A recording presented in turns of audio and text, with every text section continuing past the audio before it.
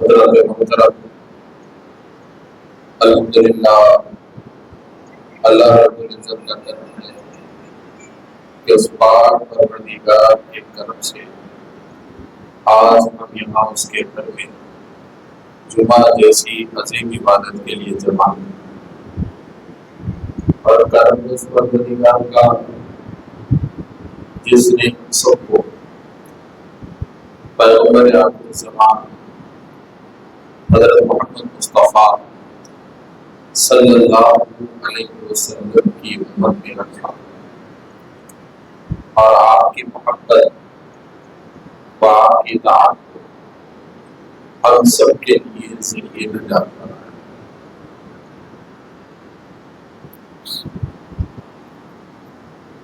میرے دوستو، یہ ذی الحجہ کا مہینہ ہے،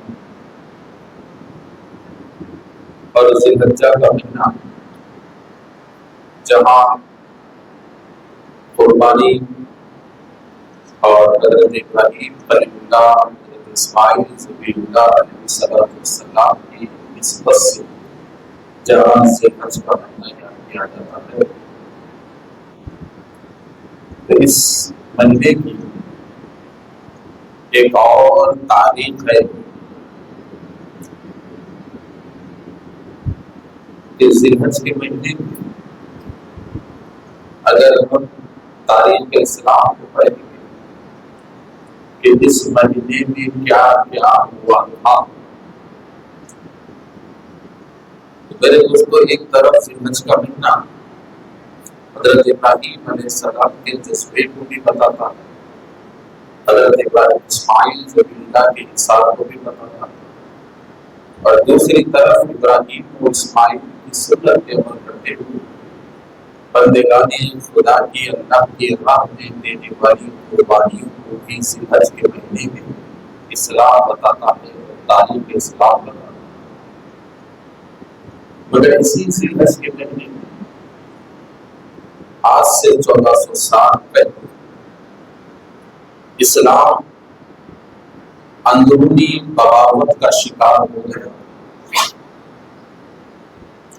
اور اندرونی بغاوت اسلام میں اتنی خطرناک ہو چکی تھی، اتنی خطرناک اندرونی بغاوت ہو چکی تھی کہ سن 35 ہجری میں ذی الحج کے عید کے ایام میں اسلام پر اتنا خطرناک طوفان آ گیا تھا کہ کون وفادار ہے، کون باغی ہے، کون اپنا ہے، کون منافق ہے، کون اندر کا ہے، کون باہر کا ہے، یہ پہچاننا بڑا امتحان ہو گیا تھا۔ اور اسی اندرونی بغاوت مسلمانوں کے درمیان کچھ لوگ گھس گئے، کچھ باغی گھس گئے، جو ذی الحج کے مہینے میں داماد رسول امیر المومنین حضرت سیدنا عثمان غنی رضی اللہ تعالیٰ عنہ کو شہید کیے۔ تو یہ ذی الحج کا مہینہ سرکار سیدنا امیر المومنین عثمان غنی رضی اللہ تعالیٰ عنہ کی شہادت کا بھی مہینہ ہے، اور پھر یہی ذی الحج کا مہینہ 10 ہجری کو رسول اکرم صلی اللہ علیہ وسلم کی حجۃ الوداع کی یاد دلاتا ہے کہ ایک طرف رسول اکرم صلی اللہ علیہ وسلم کے ایک دامن، ایک داماد کی شہادت کو یہ ذی الحج کا مہینہ یاد دلاتا ہے، تو دوسری طرف یہی ذی الحج کا مہینہ 10 ہجری کو مقام غدیر میں اعلان ولایت مولا علی مشکل کشا بھی یاد دلاتا۔ تو الغرض کہ یہ مہینہ رسول اکرم صلی اللہ علیہ وسلم کے 2 دامادوں کی نسبت سے جڑا ہوا، ایک داماد کی شہادت اس مہینے میں ہوئی، تو دوسرے داماد کی غدیر کے میدان میں اعلان ولایت بھی اسی ذی الحج کے مہینے میں ہوا۔ تو میرے دوستوں، سرکار امیر المومنین سیدنا عثمان غنی رضی اللہ تعالیٰ عنہ کی شان بہت بڑی. خلفائے راشدین میں تیسرے نمبر میں آپ کا شمار ہوتا ہے.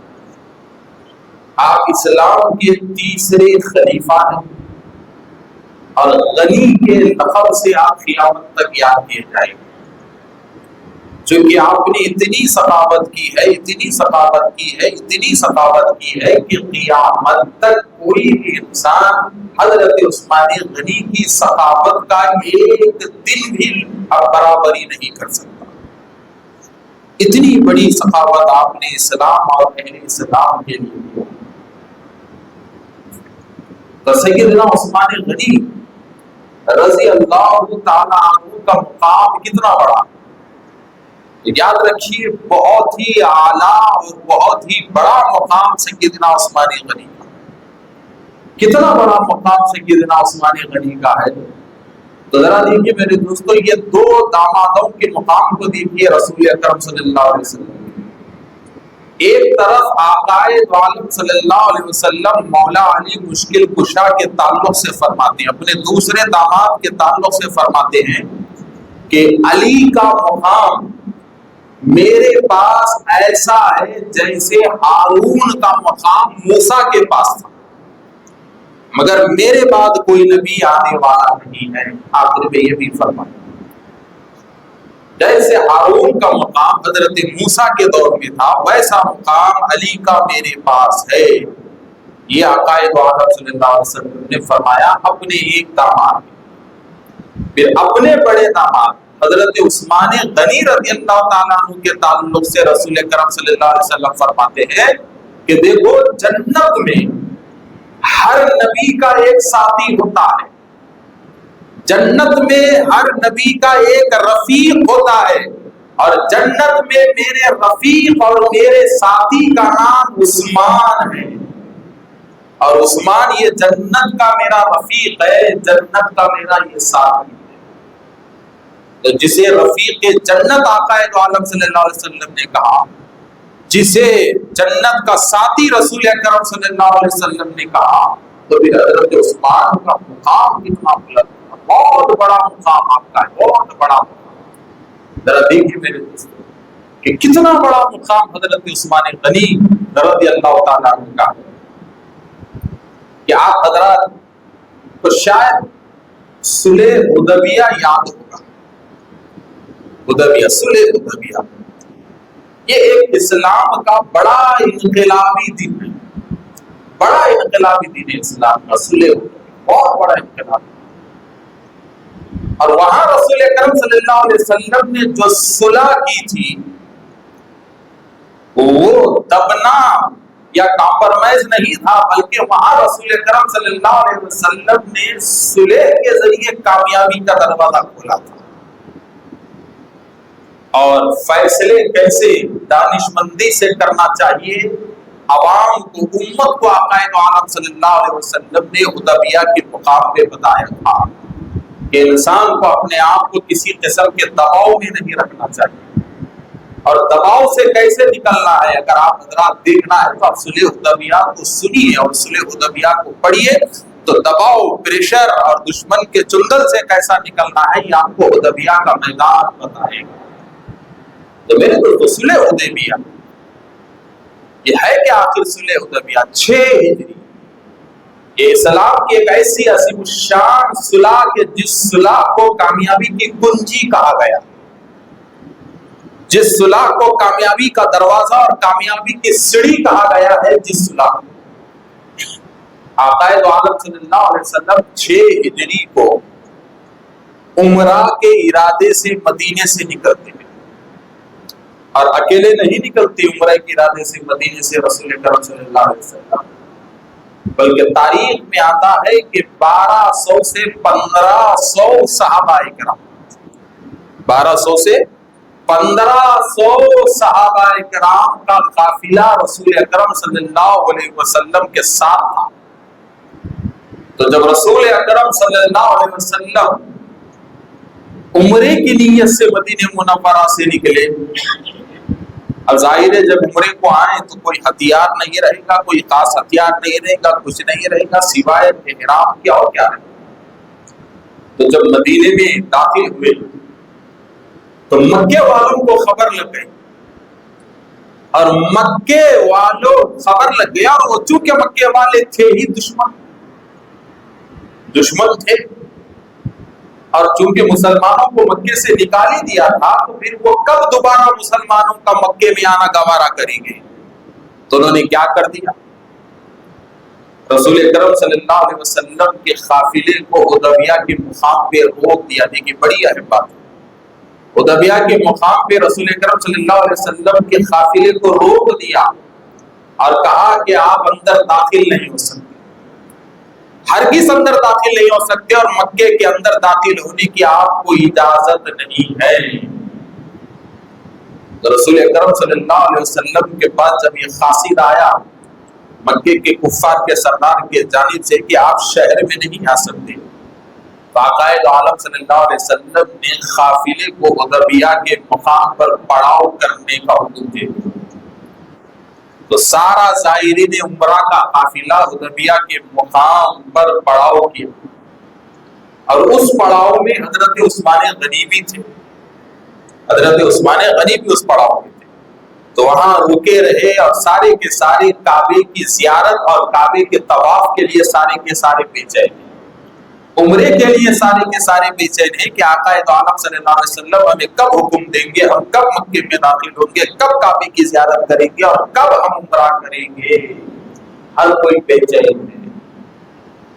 تو بات چیت چلتی رہی، رسول اکرم صلی اللہ علیہ وسلم نے پیغام بھیجا اہل مکہ کے نام پر کہ ہم یہاں نہ لڑنے آئے ہیں، ہم یہاں مقابلہ کرنے نہیں آئے ہیں، ہم جنگ کرنے نہیں آئے ہیں، ہم اللہ کے گھر کی زیارت کے لیے آئے ہیں، طواف کے لیے آئے ہیں، عمرہ کے لیے آئے ہیں، ہم عمرہ کریں گے اور نکل جائیں گے، اور ہمارے پاس تو کوئی ہتھیار بھی نہیں ہے، کوئی جنگی ساز و سامان بھی نہیں ہے کہ تم لوگ خوف کھاؤ کہ ہم آئیں گے قبضہ کر لیں گے، ہم آئیں گے لڑیں گے۔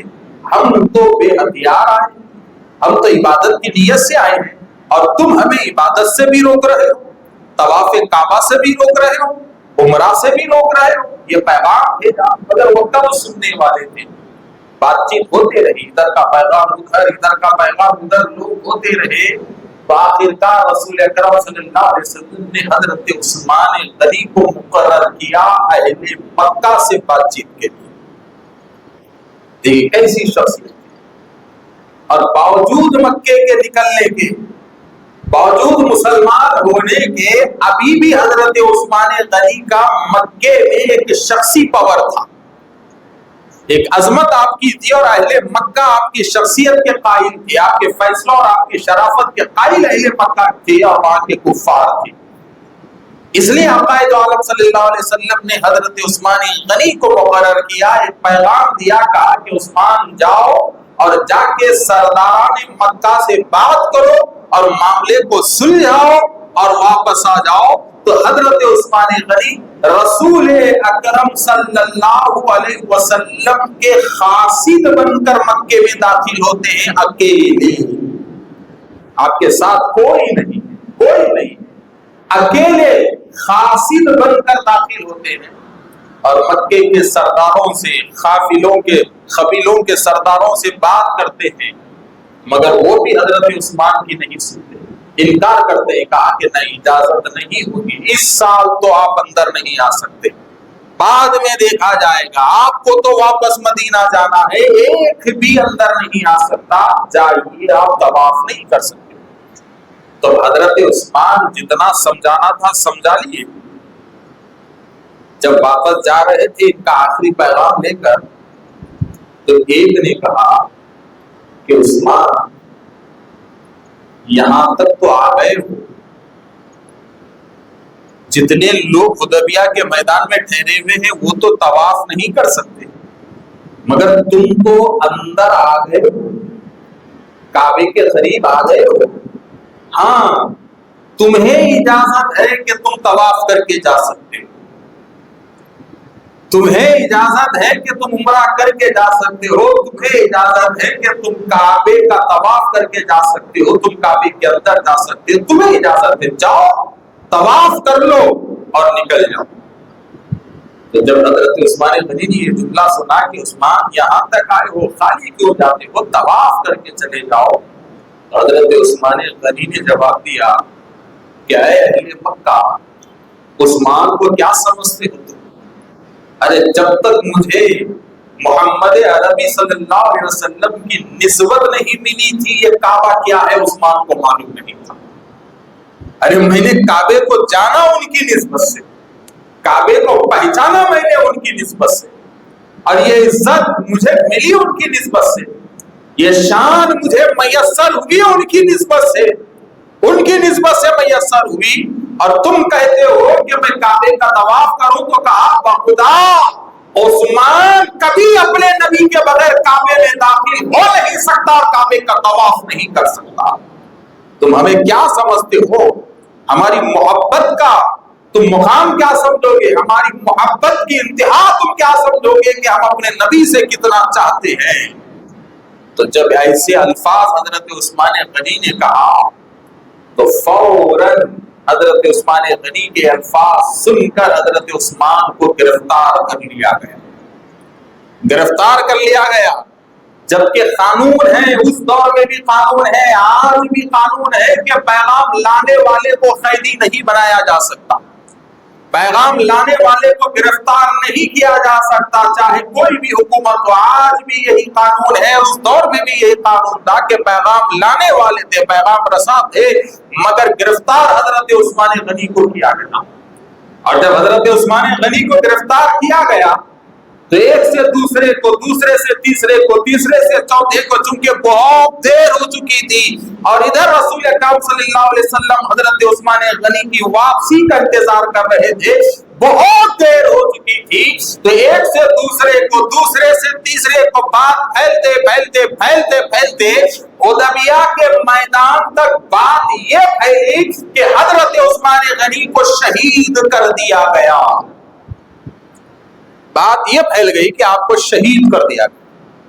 اب صحابہ میں بے چینی ہو کہ عثمان کو شہید کر دیا گیا، ظالموں نے رسول اللہ کے قاصد کو شہید کیا، جبکہ قیدی تھے حضرت عثمان، انہیں روک کے رکھا گیا تھا، روک کے رکھا گیا تھا، مگر بات غلط پھیل گئی کہ آپ کو شہید کیا گیا۔ تو ادھر تمام صحابہ جو 1200 سے اوپر تھے، 1500 کے اندر تک تھے، ایک مقام پہ آتا ہے کہ ان میں بے چینی پھیلی، بے چینی پھیلی، بے چینی پھیلی، بے چینی پھیلی، کیا کیا جائے؟ تو ظاہر ہے کہ جب ایک ساتھی کی قتل کی بات سنے تو ظاہر ہے دوسرے بدلے کی بات کریں گے، بدلے کی بات کریں گے۔ تو مختصر یہ کہ ان میں بات ہونے لگی کہ اب ہم یہاں سے شہادت عثمان کا بدلہ لیے بغیر نہیں جائیں گے، اب ہم بدلہ لیں گے اور بدلہ لیے بغیر ہم یہاں نہیں جائیں گے۔ بے چینی پھیل گئی، عجیب سی بے چینی پھیل گئی، اور یہ لوگ بے چین بے چین بے چین بے چین بے چین ہونے لگے۔ تب یہاں سے بیعت رضوان کی ایک تاریخی بیعت شروع ہوئی، ایک تاریخی بیعت، بیعت رضوان جو اسلام میں مشہور ہے، اور اسلام نے جسے بیعت رضوان کے نام سے یاد کیا گیا ہے، اور بیعت رضوان سے حضرت عثمان غنی کی شان اور حضرت عثمان غنی کی عظمت کو اللہ تبارک و تعالیٰ نے بتلایا ہے۔ یہ بیعت رضوان میں حضرت عثمان غنی کی شان اور آپ کی عظمت کیسے معلوم ہوتی ہے؟ ذرا دیکھیے میرے دوستو، بیعت رضوان میں کیا قائد عالم صلی اللہ علیہ وسلم نے جب صحابہ میں بے چینی دیکھا، بے چینی دیکھا، تو فوراً انہیں حق پر ٹھہرنے کی، کفار سے لڑنے کی، اسلام پر مضبوطی سے قائم رہنے کی اور صبر کی بیعت کے لیے اللہ کے رسول نے سب کو جمع کیا۔ کہا کہ تم خون کے بدلے خون کی بات کر رہے ہو، آؤ بیعت کرو، بے چین ہو رہے ہو، آؤ بیعت کرو، حق کے سامنے ٹھہر کر کفار سے لڑنا چاہتے ہو، حق پہ ٹھہر کر، تو آؤ بیعت کرو، آؤ بیعت کرو۔ تو سب کو بیعت کے لیے، جتنے عمرہ کے زائرین تھے سب کو بیعت کے لیے رسول اللہ نے بلایا، اور ایک جھاڑ، اسلام کا وہ تاریخی جھاڑ بیعت رضوان کا، उस झाड़ के नीचे रसूल अकरम सल्लल्लाहु अलैहि वसल्लम ठहर गए और अपने हाथ को आका ने फैलाया, हाथ को खोला और तमाम सहाबा से कहा कि आओ मेरे हाथ में हाथ रखो, आज मैं तुम्हें बायत कराता हूँ, आज मैं तुम्हें बायत कराता हूँ। और ये इस्लाम की तारीखी और अजीमुशान बैत, जिसे बैत रिजवान कहा जाता है। तो सारे सहाबा एक के हाथ पे एक, एक के हाथ पे एक, एक के हाथ पे एक, एक के हाथ पे एक, जिसे जैसा बन पड़ता था, जो जिस मकाम पे ठहरा रहता था, अपने अपने हाथों को जोड़कर ठहरे रहे और वो सारे हाथ रसूलुल्लाह सल्लल्लाहु अलैहि वसल्लम के हाथ तक जुड़ गए। एक से दूसरा, दूसरे से तीसरा, तीसरे से चौथा, सारे रसूलुल्लाह सल्लल्लाहु अलैहि वसल्लम से वो हाथ जुड़ गए। और जब बैत ले रहे थे और ये लोग सोच रहे थे कि हजरत उस्मान कत्ल किए गए हैं, शहीद हुए हैं, अब उस्मान के खून का बदला लेना चाहिए, तो तब आका ने एक जुमला कहा कि मेरे जानिसारो, तुम तो हक के लिए बैत कर रहे हो, हक को अपनाने के लिए तुम बैत कर रहे हो, हक के लिए जीने और मरने की तुम बैत कर रहे हो, मगर मेरा जुमला याद रखो, अगर उस्मान यहाँ होते तो वो भी बैत करते, अगर उस्मान यहाँ होते तो वो भी बैत करते, तो मैं उस्मान को बैत से दूर कैसे रखूं?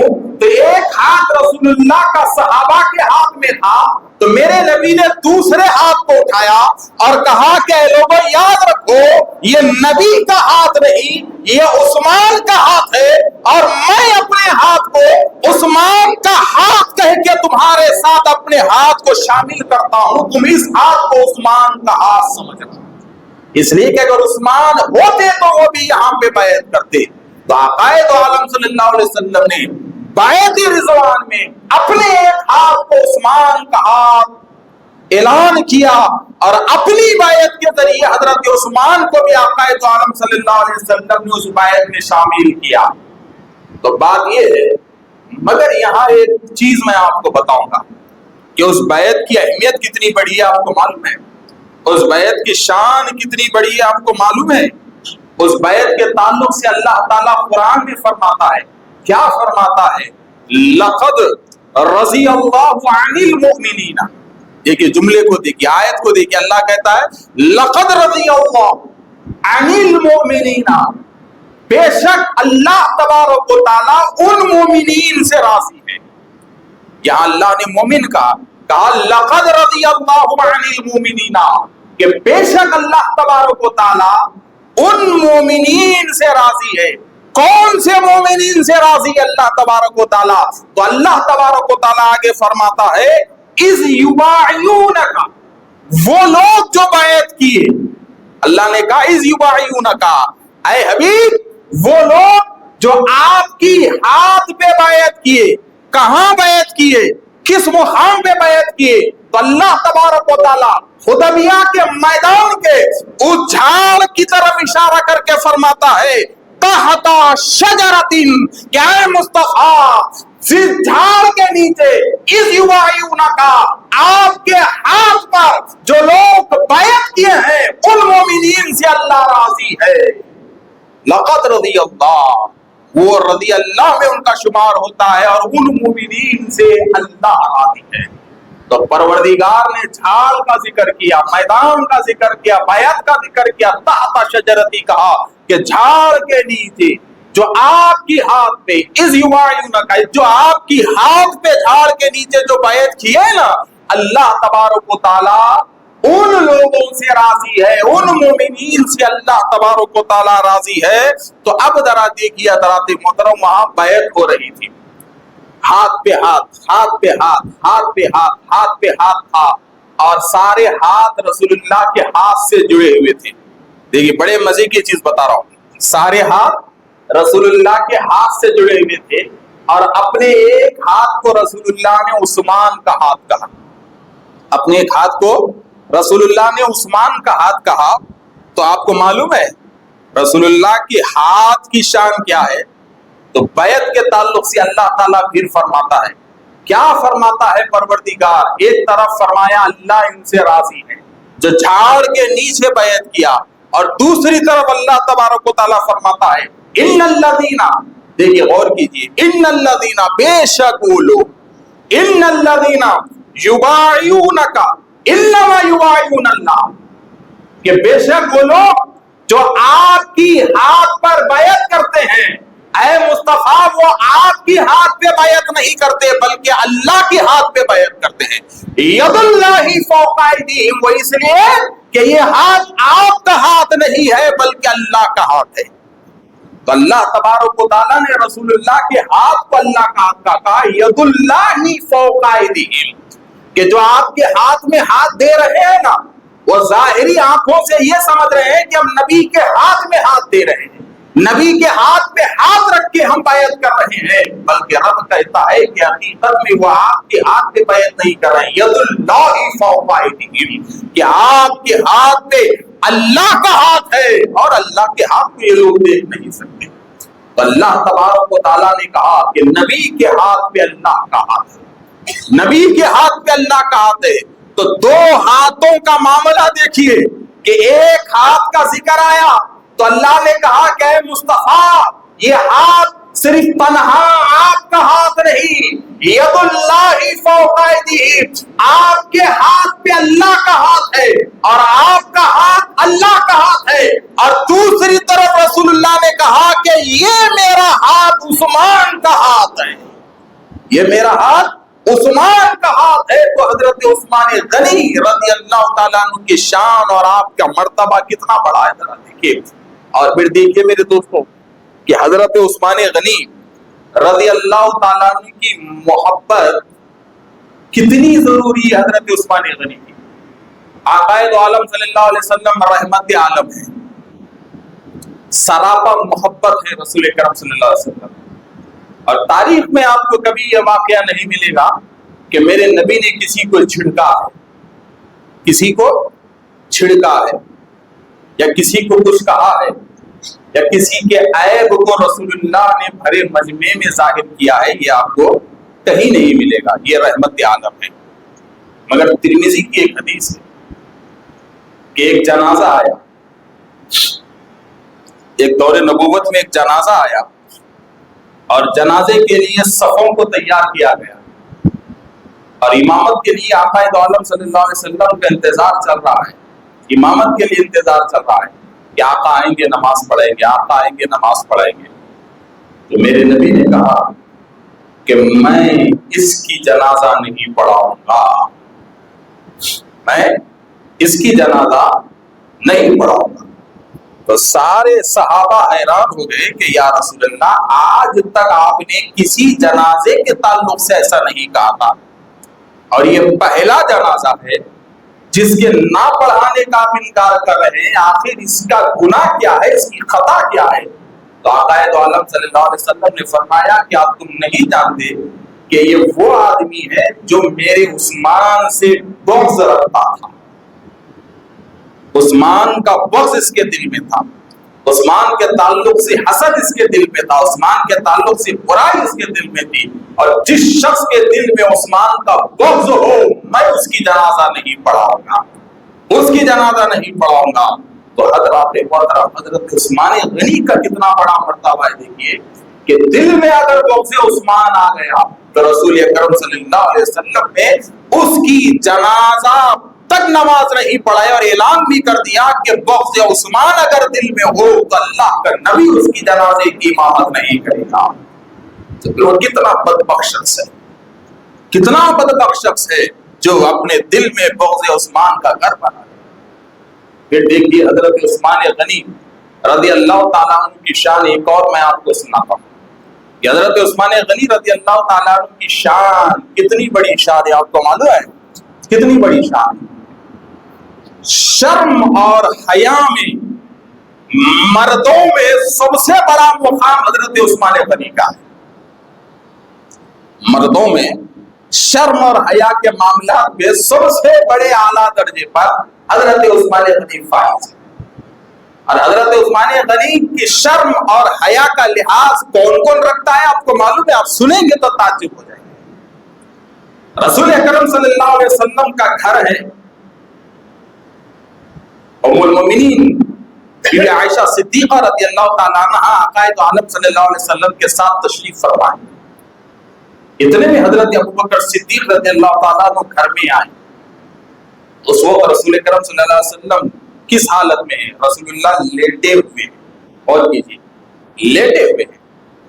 اب ظاہر ہے کہ جب انسان لیٹتا ہے تو جو تہبند ہوتا ہے نا، تو تہبند تخنوں سے 2-3 انچ اوپر آ جاتا ہے، زیادہ نہیں آتا، 2-3 انچ اوپر آ جاتا ہے اور ہلکی سی پنڈلی نظر آتی. تو یہی حالت تھی کہ آقا لیٹے ہوئے تھے تو آپ کا تہبند تخنوں سے اوپر آ گیا تھا اور ہلکی سی پنڈلی رسول اللہ کی نظر آ رہی تھی، تخنوں سے اوپر، اور پنڈلی رسول اللہ کی نظر آ رہی تھی. تو حضرت ابوبکر صدیق آئے تو میرے نبی اسی حالت میں سوئے رہے اور حضرت ابوبکر صدیق کو آنے کی اجازت دی کہ ابوبکر اندر آؤ. آپ آ گئے.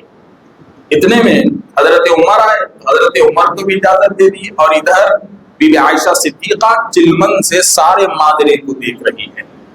آئے حضرت عمر بیٹھ کے اسی حالت میں. اتنے میں دروازے سے آواز آئی یا رسول اللہ اجازت ہے؟ تو پوچھا گیا کون؟ تو کہا عثمان.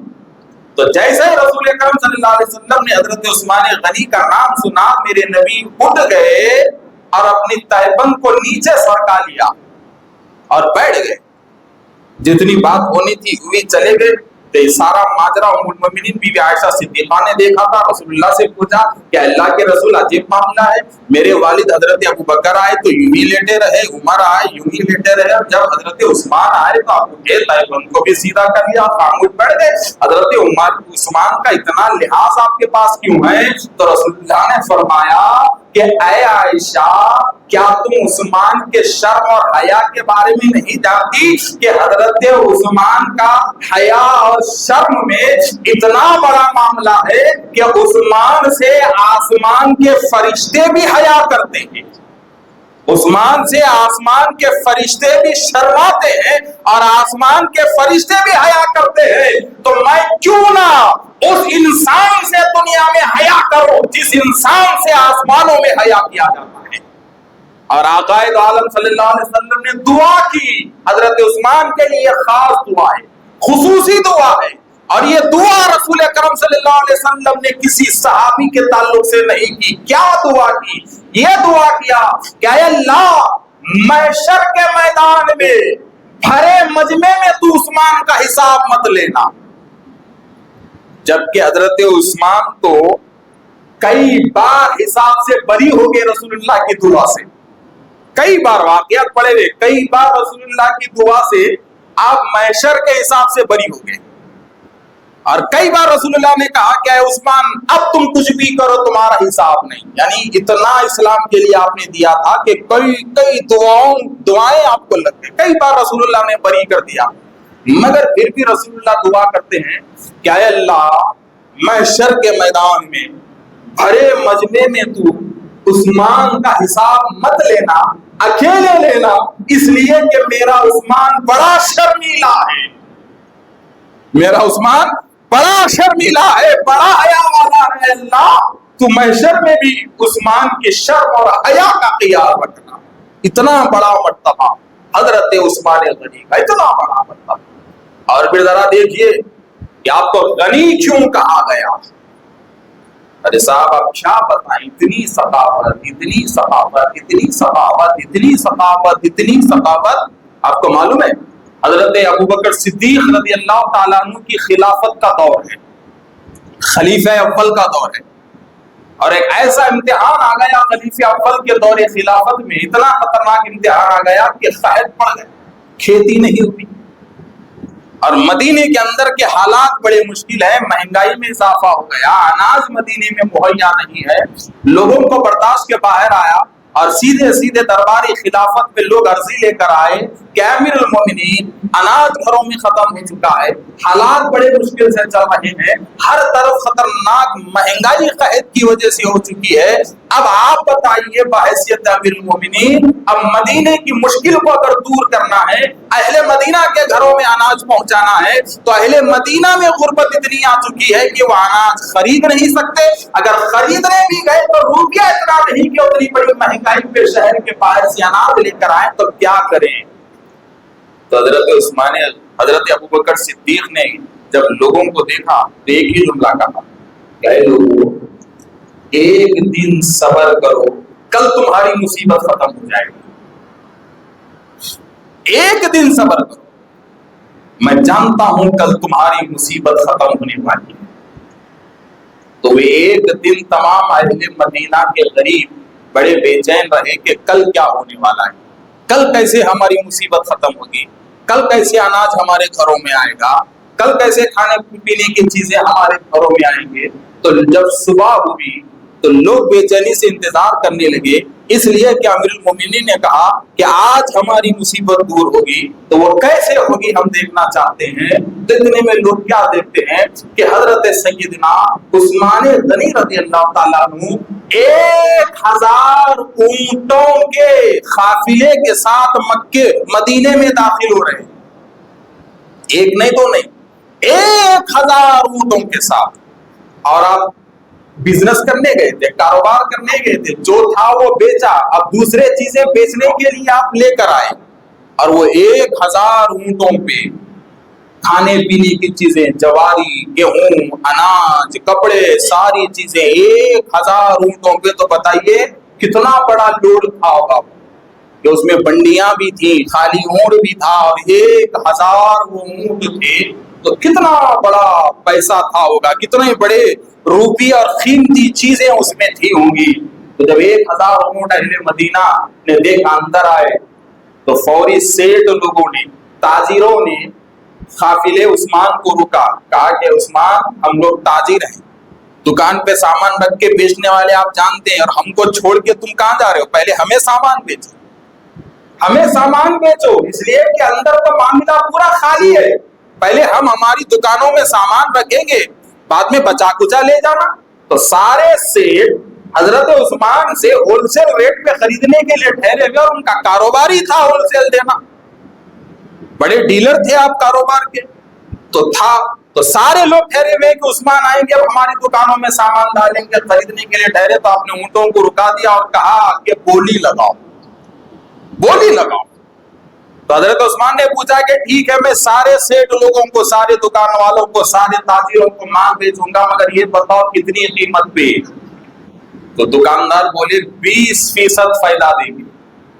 کوئی کم تھا 20% فائدہ؟ کہا کہ دیکھو حالات کے حساب سے 20% دے سکتے ہیں، 20% سے زیادہ فائدہ ہم نہیں دے سکتے۔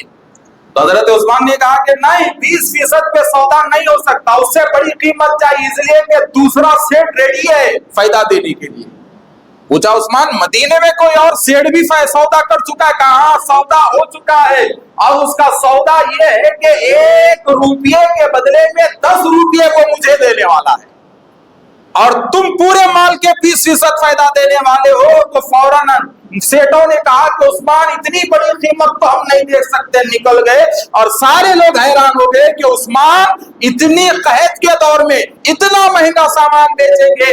مگر حضرت عثمان نے سامان کیسے بیچا کہ 1000 اونٹوں کا سارا لوڈ، 1000 اونٹوں کا سارا سامان حضرت عثمان غنی نے فوراً بولی لگائی، کہا کہ اے پروردگار تیرا وعدہ ہے کہ تو 1 کے بدلے میں 10 دیتا ہے، تو آج میں یہ 1000 اونٹوں کا سامان کا سودا تیرے ساتھ کر دیتا ہوں اور تیرے دربار میں بیچ دیتا ہوں۔ مولا میں یہ قیمت تیرے بندوں میں لگا دیتا ہوں، اور بدلہ تو مجھے دینے والا ہے۔ تو تاریخ بتاتی ہے کہ 1000 اونٹوں کا سارا سامان حضرت عثمان غنی نے ایک ہی دن کے اندر سارے مدینوں کے غریبوں میں تقسیم کر دیا، اور سارے لوگوں کی بھوک اور پیاس ختم ہو گئی۔ اسی لیے کہا گیا یہ غنی ہے، غنی ہے یہ کہا گیا۔ تو میرے دوستو، آپ کی شہادت ایک بہت بڑی بغاوت کی داستان ہے، دردناک شہادت آپ کی ہوئی، دردناک شہادت، اور تاریخ میں آتا ہے کہ آپ کی شہادت 18 ذی الحجہ کو، اور پھر علماء کی ایک اور جماعت یہ بھی کہتی ہے کہ آپ کی شہادت بقرعید کے عید کے 3 ایام میں سے کوئی ایک دن، یا ایام تشریق کے 4 دنوں میں سے کوئی ایک دن 10 ذی الحجہ سے 13 ذی الحجہ کے اندر آپ کی شہادت ہوئی. یہ علماء کی ایک جماعت. اور علماء کی ایک اور جماعت 18 ذی الحجہ کی شہادت آپ کی لکھتی ہے.